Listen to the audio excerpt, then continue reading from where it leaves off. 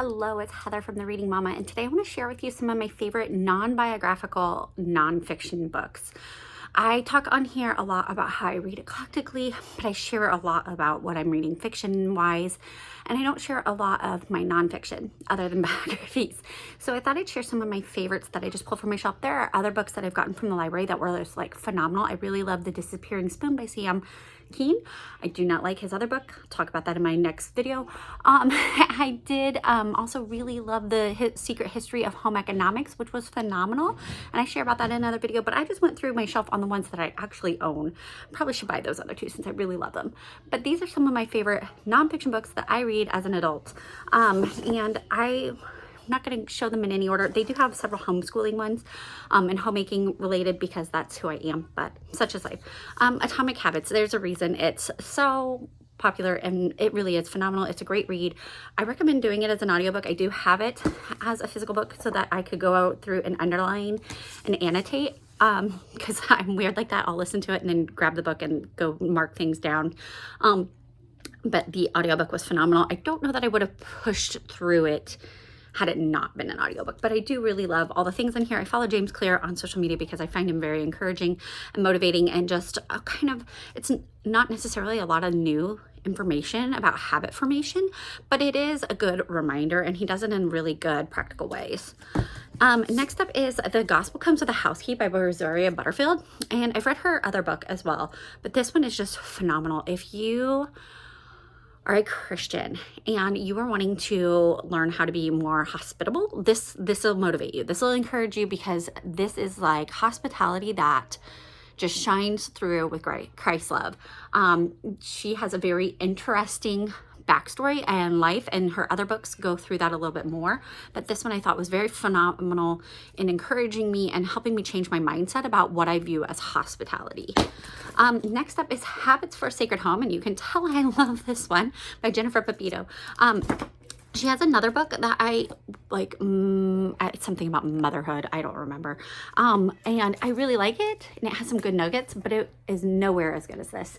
Habits for a Sacred Home is 9 practices from history to anchor and restore modern families. So basically she goes through, I said non-biographical, and I think this probably counts as biographical because each chapter goes through a different person in history, a Christian, and talks about some of their habits and how that plays a part in your home. And it's all based around basically Benedictine mannerisms and a methodology and ways to run your life in a way that keeps your focus on God. And I just really, really loved so many things in here. I love the examples.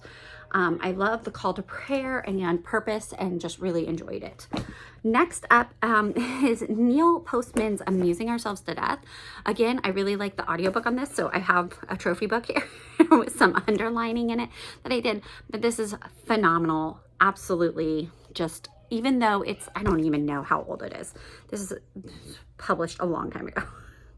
Okay, it's as old as me. It is a 40-year-old book, but it is, the things and concepts that he talks about are still just as prevalent today. I'm guessing if I read The Anxious Generation, it's going to mimic a lot of the same things. I'm still on my TBR, but just talking about entertainment and media in general, both written and visual, and how that plays a part in our life and how it distracts us from what is going on in reality, and how it keeps us so entertained.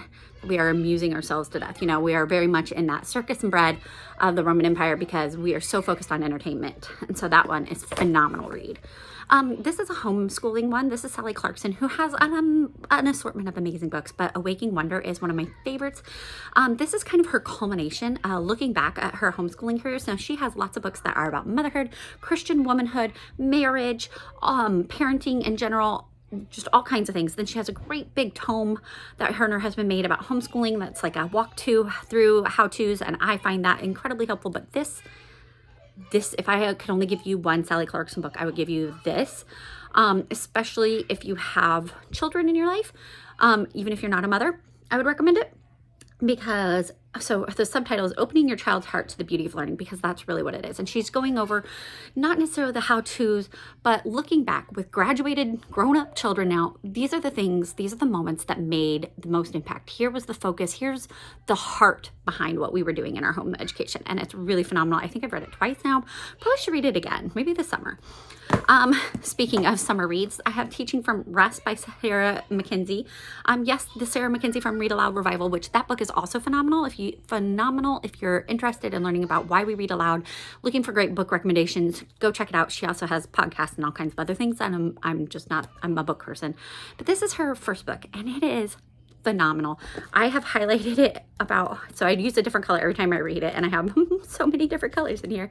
It's a rainbow, but it's a short little book, and it just encourages you to plan your school year with regard to rest, into that finding peace in your homeschool and not making it so busy about checking boxes, but really focusing on that relationship over the curriculum. And I really, really love it. I've read it so many times. For a long time, I read it every summer. Haven't read it the last couple summers, so I'm due for another reread, but it is phenomenal. Still going with home education here. Is Adventuring Together. I guess this isn't really home education. This could be for any parent or anybody who works with kids or has a family of some sort, even if it's a found family. Greta Eskridge, and she has another book that I'm interested about a more specific topic. I'm not going to say it on here. I don't want to get pinged, but it is important. But this one, Adventuring Together, is so great, and it has inspired me so much. I read it several years ago. Actually, I think I read it right before 2020, and all the stuff that happened then, and it just encouraged me. Yeah, it's 2020 is the copyright. So yeah, I read it then. Just encouraged me to continue to do things with my kids, even though it's hard, even though it takes time. Sometimes it's not beautiful. And it has been some of the best moments of my life is when I made a point to adventure with my family. And I highly encourage this. She just gives you so much confidence in how to do it and lets you know I know this is probably the worst sentence to pull from it, but she has one quote where one person's hike is another person's forced march. And with 8 kids, you can imagine that happens a lot. When we go hiking, there's always at least one where it is a forced march. But having that in mind keeps me grounded. Like, I'm having a great time, but somebody is not, and I don't want to. So I try to plan our outings and our adventures and our activities so that I balance it out so that it's not a forced march for the same person all the time. But there's some other really great nuggets in here, and just the encouragement to get out there and do things together as a family, because the days are long but the years are short. And I would be remiss not to bring up Charlotte Mason, because I am a Charlotte Mason home educator. This is book 1 in her 6 volumes, and this is, if you're going to read one, this is the one to read. This is really meant for kids ages 9 and under, but it goes through a lot of her basic philosophies. But it also has a lot of great parenting advice and things. So do all of the Charlotte Mason volumes. They're not just for parents, they're also for educators. But this one is phenomenal, and it has so many great practical tips, and it does deep dive into habits as much as this. Like, Charlotte would really love James Clear. She's very much a habits person, and so I highly recommend this. And so those are my favorite books from my shelf that I own that are nonfiction. Drop your favorite nonfiction below. I will try to give it a perusal. I am very much in a fiction mode and forcing myself to read more nonfiction, as you've seen from some of my other videos, but I do love nonfiction. It just takes me longer to do, because you gotta stop and think about those things. You can't just devour it like you can a fiction world. And so that's what's going on, and that is all I have to say. So have a blessed day.